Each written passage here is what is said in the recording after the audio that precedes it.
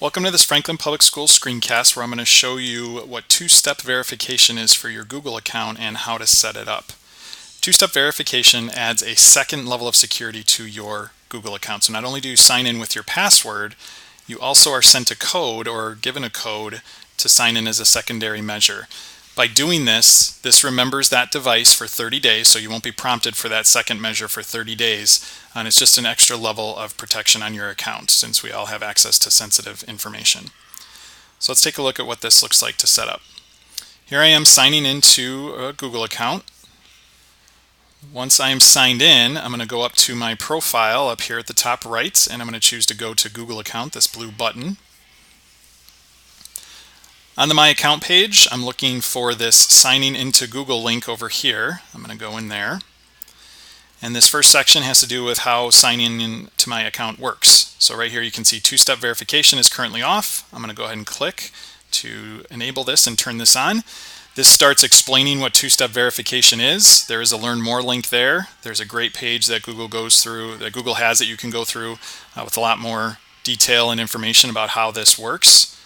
I'm going to go ahead and click on Get Started. This prompts me to sign in again, and once I've signed in, it's going to take me to a page that looks like this. On this page, I'm going to put in my cell phone number so that the second code can be sent to my cell phone.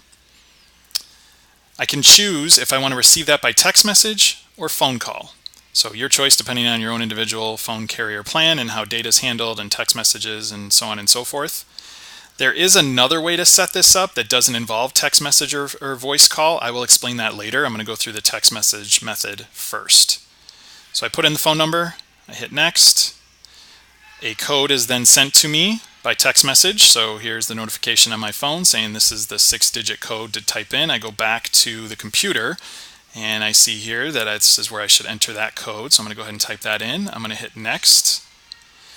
And this first time through is a successful test. It's telling me that this worked for this account, and if this did work, then I can go ahead and click on Turn On. So I'm going to click Turn On.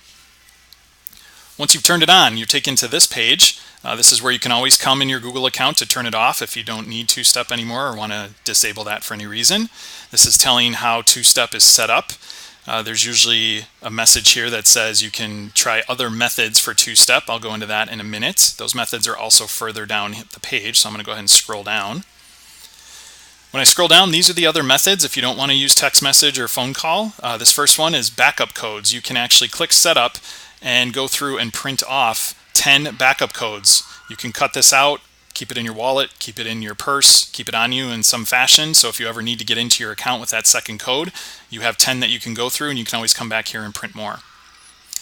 The second method is this Google prompt. I'm going to go over that in a minute because that's the one that I personally use and I think it's the best one to use. So I'll go over that in a little bit.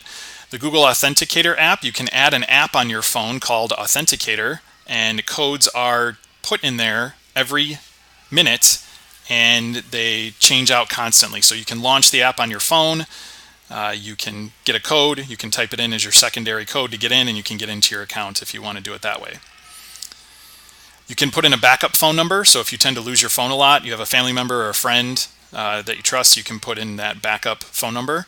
This last one, security key, you can actually buy a physical small device like a USB key that plugs into the computer. We're not at all suggesting that staff have to use that one. That's just for probably the most secure method out there. So let's take a look at the Google prompt one. The Google prompt, what that does is when I click on Setup, it tells me to get started. And it asks if you have an Android phone or an iPhone, and it gives the methods here for setting this up. If you have an Android phone, you can simply just make sure that your work account is on your phone. You can go into your settings, accounts, and add account.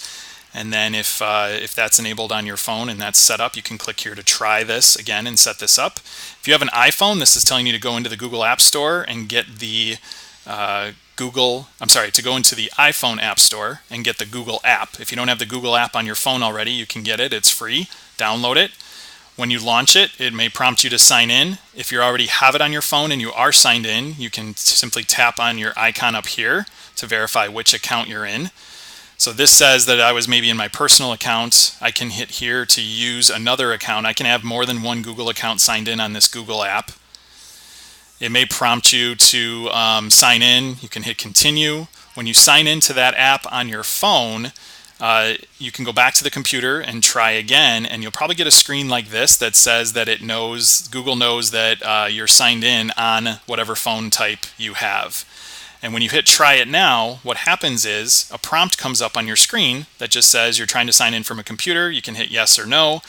So rather than get a code, you can hit yes or no and just go quickly.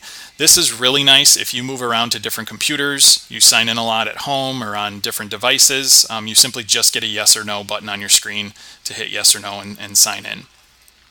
After all this is done, you will get a follow-up email from Google just explaining that you've set up two-step verification. It's probably good to keep that email. It also recommends in there some other ways that I already went through. You can print backup codes or set up a backup phone if needed.